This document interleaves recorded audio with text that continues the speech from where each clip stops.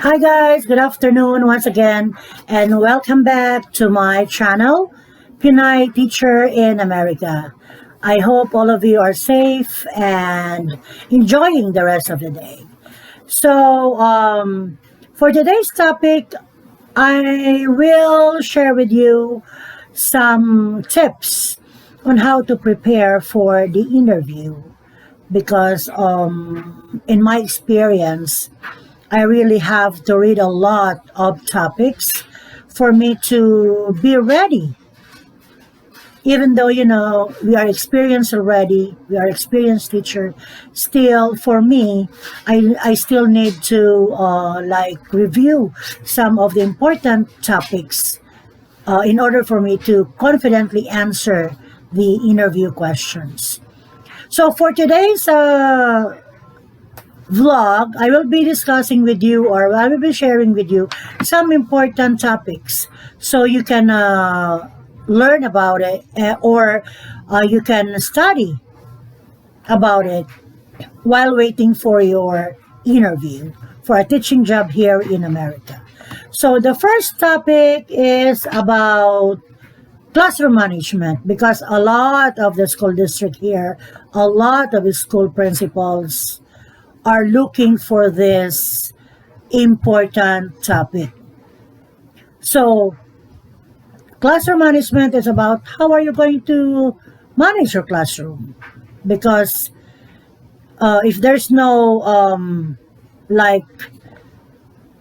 if a teacher doesn't know how to manage the classroom, I believe for me, there's no learning that will take place. So, the question that they are usually asking the applicant is, how do you manage your classroom? That's it. So, if you are already reading a lot of books or a lot of a topic over the internet, you can always answer this kind of question.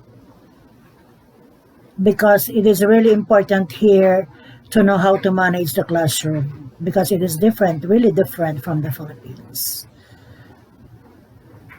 So, how are you going to answer that kind of question? So, by reading some topics in the internet or with your books, if you have any, that will help you really to answer the question.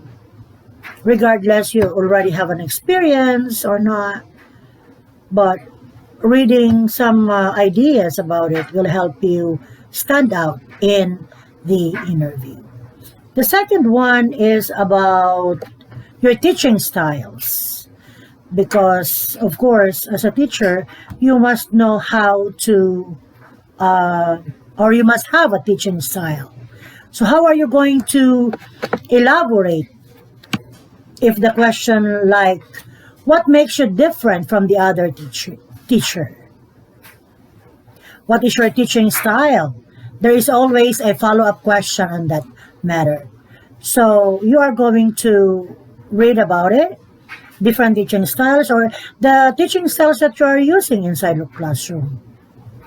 Make sure you share your experiences, because if you share your experiences and get some ideas from the book that you read or from this video, I'm sure you are gonna be outstanding in answering this kind of question, because it is really important that a certain applicant know the teaching styles she or he is using, because at the end of the day, what are we here for? We are here for teaching the students, right? So we must know the different teaching styles, because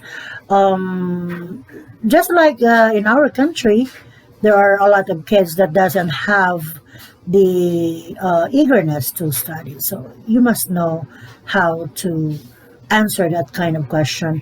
What makes you different from other teachers? What are your teaching styles or technique? Okay, so I hope you understand or you get an idea about it.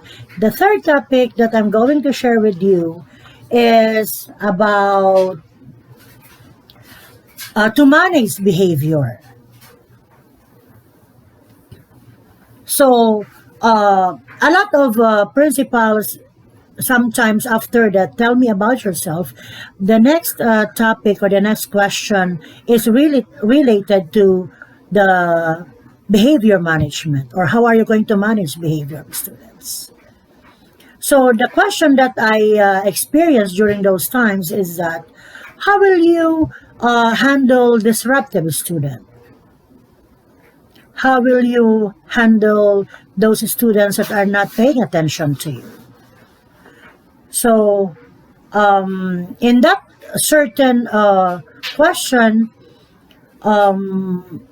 you can share your experience as a teacher back in your country, or you can learn from this, and then you can also browse from the internet what are the ways on how to manage the behavior of a lot of the students. So in my experience, I usually do some intervention for my students.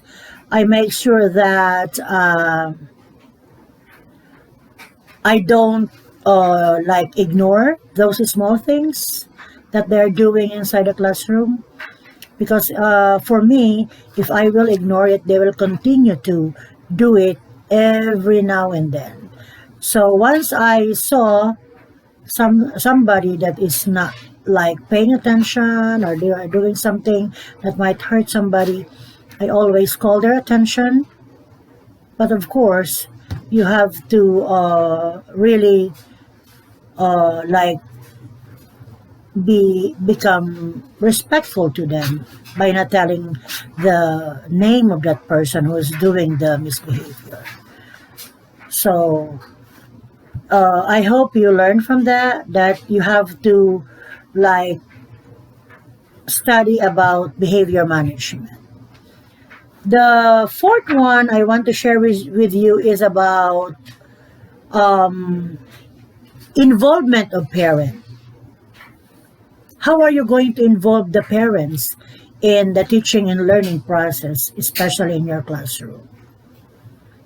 Because that is, in my experience, that is the I think the fourth question that the school principal asked me in two different states that I taught here in America.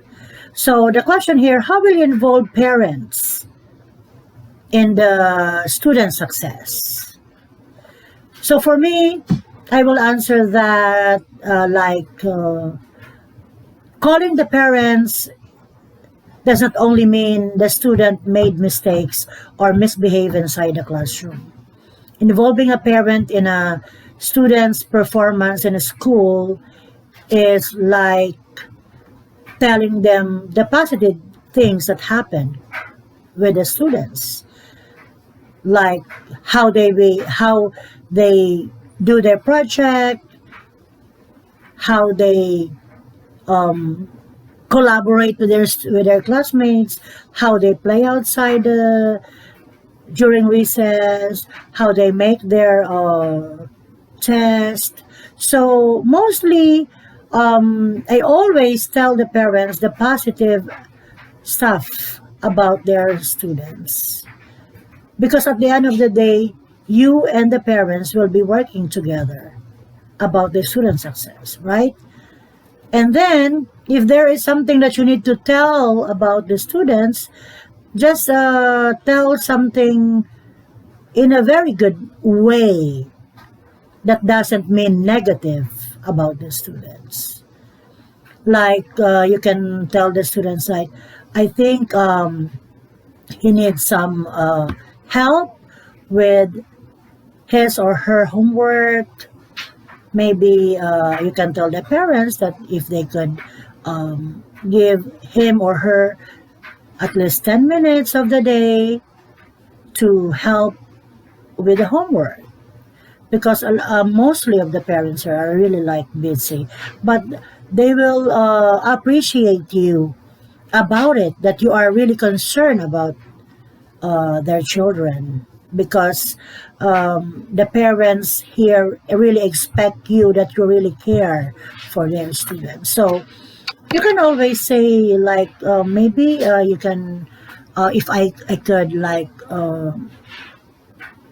recommend that if you have like 10 minutes of the day to help him or her with her homework, so he can turn it in the morning or the following day. So those are some stuff that you can tell the parents in order for them to know, or let them know that you care for them, and then you want them to be involved in the students' progress. So it is really important to involve parents. You always have to communicate with parents. In my class, I always use the class dojo. So because I know that mostly of my parents are really busy with work. So that is why the kids are being dropped off at around 7:30, and they're being picked up at around 3:30 in the afternoon. And sometimes the students have to do or have to go to the after school because they cannot pick it up by 3:30. So what I do is I make a class dojo account, class dojo. It is a very helpful platform for the parents and the teacher, because from there they can see what is happening inside your classroom, what is your like a note to the parents. If you receive their homework for the day, you can always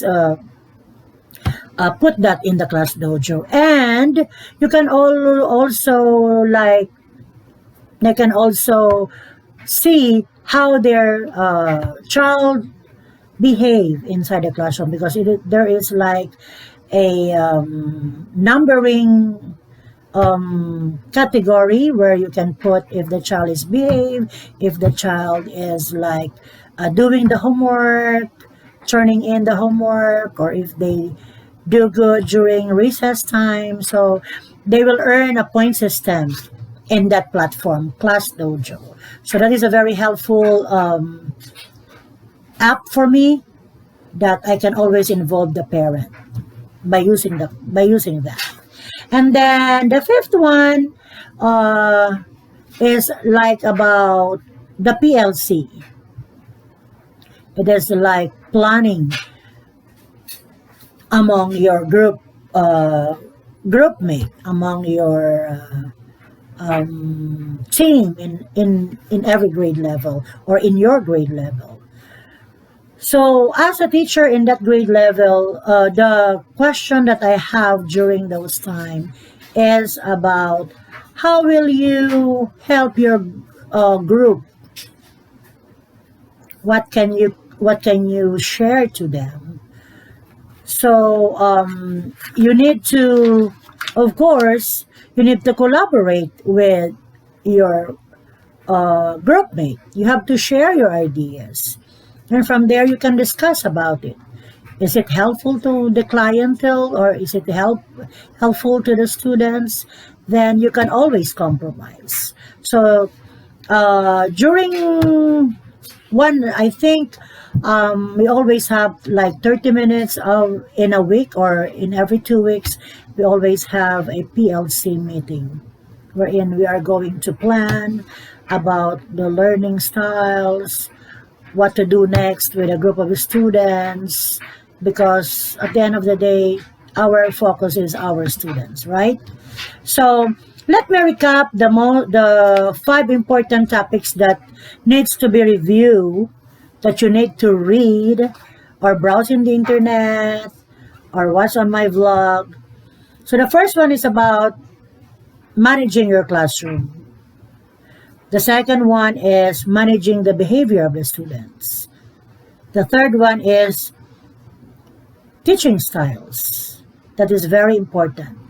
The fourth one is involvement of parent in the teaching and learning process. And the fifth one is what can you share to your grade level as a teacher. So that's it for now, guys, and I hope you learn from this vlog. And I hope you guys will subscribe, like, and share. And God bless everybody. Have Be safe, everyone. Bye bye. Thank you for watching.